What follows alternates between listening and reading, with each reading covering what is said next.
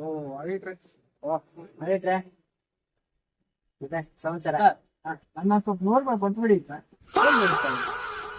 ಅದು last month ಇಷ್ಟ ಬಂತು. ಹೌದಾ ಈಗಲೇ ಬೇಕಾ? ಬನ್ನಿ 100 ರೂಪಾಯಿ ಇಟ್ಟು ನಾನು ಮನೆ ಕಟ್ಬೇಕಾ? ನೋಡಿ 100 ರೂಪಾಯಿ ಹೇಳಿ. ಆಹಾ 100 ರೂಪಾಯಿ ಬಂತು. ತಿಂತೀರಾ? ಹಲೋ, ಒಂದ್ ನಿಮಿಷ.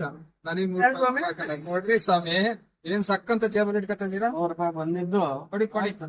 ತಗೊಳ್ಳಿ. ಸಿಕ್ಕಪ್ಪ.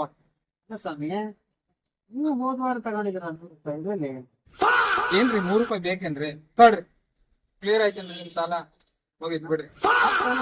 ಈಗ ನಮ್ ದುಡ್ಡೇ ನಮ್ಗೆ ವಾಪಸ್ ಬಂತಲ್ಲ, ಅದೇಂಗೆ? ನಮ್ ಸಾಲ ಕೊಟ್ಟಿ, ಅಷ್ಟೇ. ನಿಮ್ ಸಾಲ ಕೊಟ್ಟಿದ್ದೀನಿ. 100 ರೂಪಾಯಿ ತೀರ ಆಯ್ತಪ್ಪ. ಬಾಯ್.